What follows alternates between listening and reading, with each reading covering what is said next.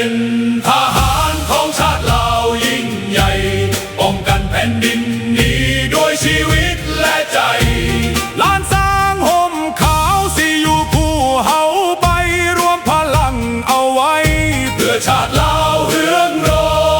ง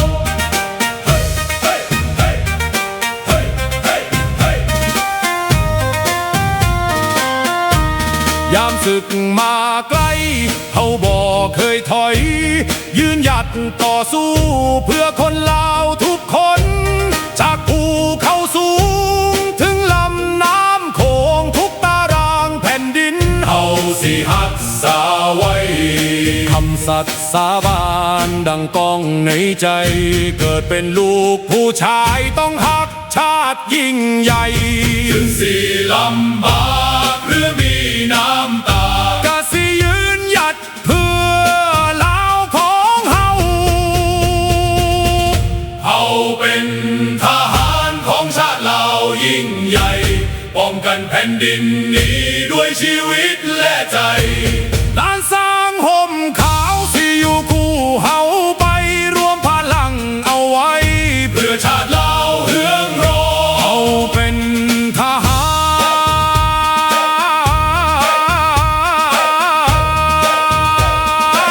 รของชาติลาวยิ่งใหญ่ป้องกันแผ่นดินนี้ด้วยชีวิตและใจ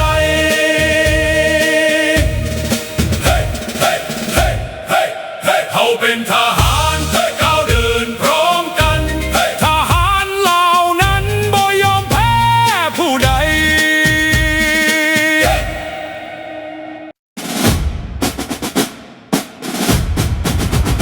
ศาสตร์เราตั้งแต่เดินมาขึ้นชื่อลือชาอยู่ในอาเซียนศาสตร์เราผูกพันไมตรีหวังสามัคคีฮักพ้องกันฮักศาสตร์ฮักประเทศเขาฮักเจ้าปกเกศเกษาฮักศาสตร์ฮักศาสตร์สมาแต่บุหารมาฮักษาดินแดนบ่ให้ศาสตร์ใครมาล้วนฮาวีอบอุ่นญาติแย่งสิ่งเอาให้คืนเข้ามาลู่วุ่นวายสู้จนตัวตายต้านทานศัตรูสวยเสพสู้เลือดเนื้อเสียเมาฟื้นฟูผู้เอาบรรเทาทุกข์กันฮักศาสตร์ฮักศาสนาแต่บุหารมาฮักษาดินแดน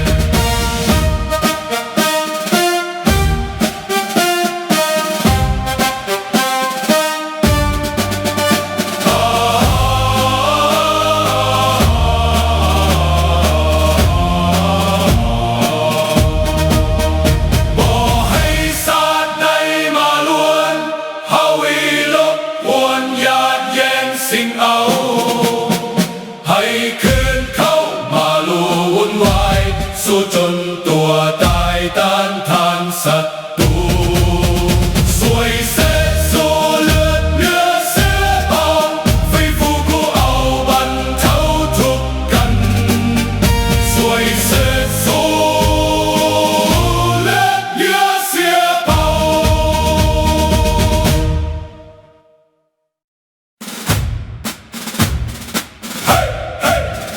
เราเดินพร้อมกันเสียงกลองดังสนั่นแผ่นดินลาวเรียกหา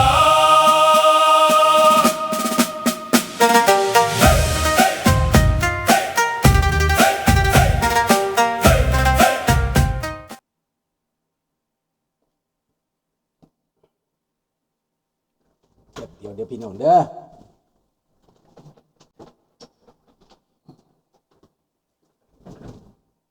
มาแล้วสบายดีพี่น้อง ลูกหลานคนลาวคนไทยอยู่ไสก็แล้วแต่ที่หักหอมเสรีภาพและประชาธิปไตยทุกท่าน ยินดีต้อนรับทุกท่านเข้าสู่รายการเสียงประชาชนลาว Voice of the Lao People Welcome to everyone Bienvenue à toutes et à tous สวัสดีครับสบายดี Good morning Bonjour พี่น้องมื้อนี้ก็เป็นมื้อวันพฤหัสพี่น้องและก็เป็นมื้อ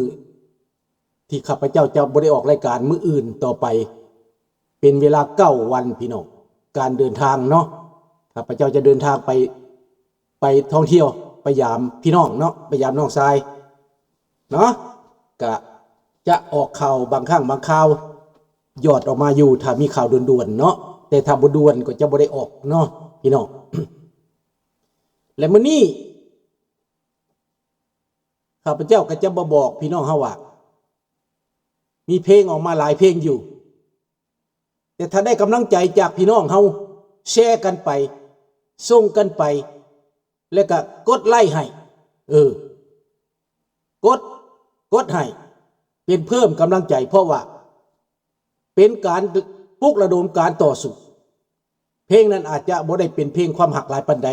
แต่ก็มีผสมประสานกันไปนั่นแหละพี่น้องความหักก็มีธรรมชาติก็มีการต่อสู้ก็มีให้ครบรสครบชาติข้าพเจ้าพยายามเฮ็ดให้มันดีขึ้นสบายดีน้องจันทวีเนาะเฮ็ดให้มันดีขึ้นก็ปรากฏว่าดีขึ้นอยู่ได้ล่ะ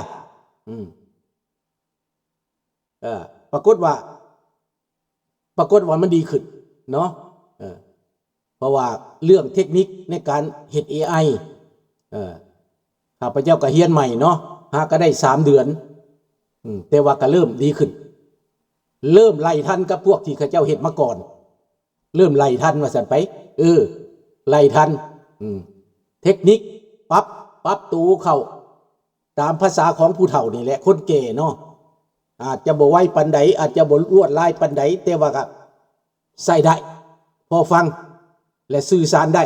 อันนี้ให้เอาเท่านี้พี่น้องเอาหลายก็บ่ได้เด้ข้าพเจ้าบ่มีหลายให้ดังนั้นพี่น้องมื้อนี้ก็จะอธิบายซ้ำนี้แต่ว่าเรื่องเฮ็ดศาลาวัดก็แม่นคอนแล้วไปแล้วพี่น้องยังแต่ป้องเยี่ยมกับพื้นแล้วกลับมาเพิ่นจะฉลองขอบอกขอบใจให้หลังจากกลับมาแต่วีเคชั่นก่อนจะเข้าหนาวเนาะก็จะเฮ็ดไปเบิดปีพุ่นละเฮ็ดไปทั้งทางป่าทางลานทางยังไปข่าวทั้งเอาวัดเนาะนี่เนาะจะทำความสะอาดให้มันเป็นไปเรื่อยๆและปรากฏว่าที่ข้าพเจ้าบ่เคยฮู้มาก่อนในมอนทรีออลนี่อาจจะเห็นอยู่บนอื่นว่ามันเฮ็ดได้แต่ข้าพเจ้าประสบด้วยตัวเองหมู่ของข้าพเจ้าก็พยายามปลูกบัวขยายบัวแต่มันก็บ่ได้แต่ข้าพเจ้าไปขยายพันธุ์บัวพี่น้องซื้อบัวมาเต้าหนึ่งบัวหลวงนั่นเอามาขยายลงดินแล้วใส่ขี้ตมเดือนเดียวมันขยายออกไปบักหลายๆต้นบักใหญ่กว้างออกไปงามจะเฮ็ดให้วัดเฮามีหนองบัวมีกบมีหยังไปอาศัยแล้วเดี๋ยวนี้มันมีบัวมีหยังมันมีกบมีหยังเฮ็ดให้ความสุขเขาเรียกว่าอีโคซิสเต็มมันดีขึ้นและบ่อนนั้นจะเป็นบ่อนทางไปท่องเที่ยวไปปฏิบัติธรรมและไปพักผ่อนไปปิกนิกกันได้เขตอภัยทานอยู่ทางนอกพุ่นบ่อนพวกข้าพเจ้าเฮ็ดไว้นั่นอันนี้มันสบายดีเนาะสำรองบุตรงามเนาะเพิ่นว่า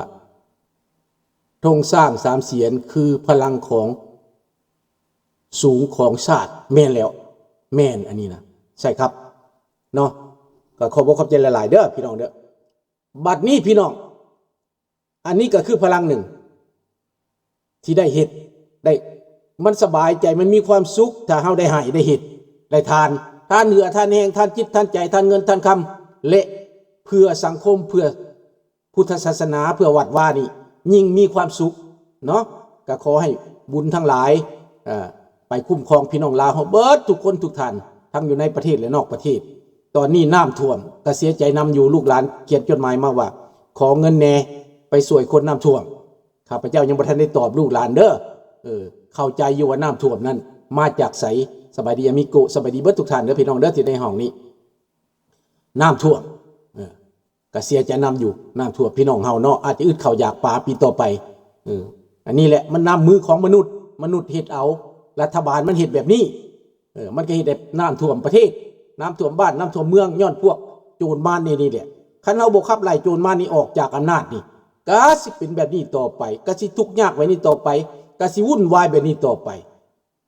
เพราะโจรพวกนี้มันเครื่องมือของรัสเซียเครื่องมือของจีนแดงโจรคอมมิวนิสต์นี่มันเครื่องมือจีนแดง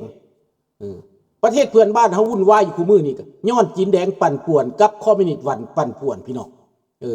บ่ได้ประชาธิปไตยแท้จักเถื่อสบายดีสมชายประเทศไทยก็วุ่นวายเพราะประเทศไทยมันวุ่นวายย้อนพวกคอมมิวนิสต์มันแทรกแซงพี่น้องแต่ว่าคนไทยเฮาบ่ทันฮู้คักบ่ทันดิสแตงคักก็เลยไปเลือกเอามัน ไปนิยมว่าซะไปคิดว่านิยมคอมมิวนิสต์แล้วจะดีแบบคนลาวหลงแบบลาวเมื่อก่อนนั่นแหละลาวเฮาแต่ก่อนก็หลงว่าเอาคอมมิวนิสต์มาแล้วพวกคอร์รัปชันพวกสลัดบางหลวงจะบ่มีเพิ่นว่าจะมีประชาธิปไตยหมู่ของข้าพเจ้าก็เชื่อไปนั่นตะกี้น่ะสบายดีมนต์สบายดีเบิดทุกท่านเด้อพี่น้องเด้อความคิดของคนลาวนั่นแต่ก่อนก็บ่แตกต่างหยังกับคนไทยตอนนี้ดอกอยากเปลี่ยนระบบเพราะว่าพนักงานหรือข้าราชการคอร์รัปชันหลายโพดแล้วเพิ่นเลยอยากเปลี่ยนคันอยากเปลี่ยนแล้วล่ะไปล้มล้างพระราชาว่าเจ้าชีวิตนี่บ่จำเป็นต้องนบบ่จำเป็นต้องไหวให้มันเท่าเทียมกันเพิ่นว่าให้คนนี่มาเท่าเทียมกันบ่มีผู้น้อยผู้ใหญ่ให้เสมอภาคปานหน้ากองไซเพิ่นว่าซั่นใดคำบิดเบือนคำโฆษณาตัวนี้นั้นเห็นแจ้งมันบ่อามิกุเห็นแจ้งละ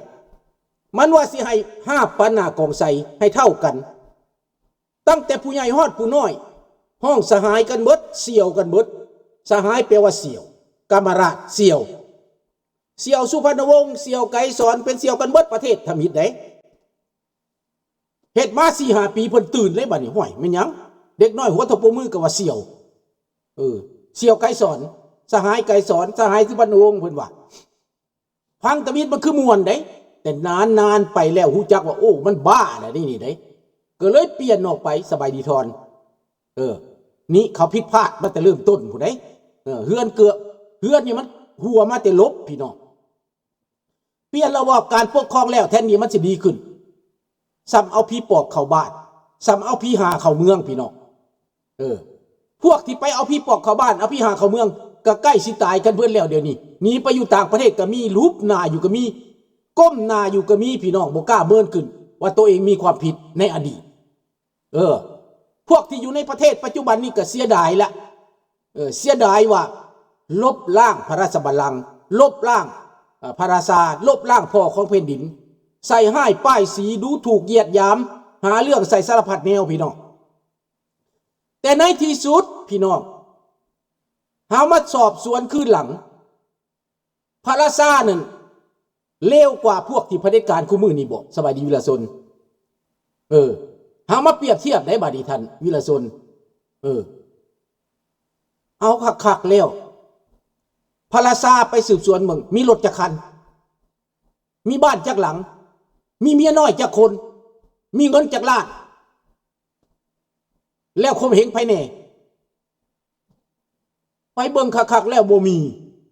พระราชาบ่มีบ้านพระราชาบ่มีเงินในธนาคารพระราชาบ่มีเงินในธนาคารพระราชาบ่ได้สอราชบางหลวงเฮ็ดหน้ากินบาดนี้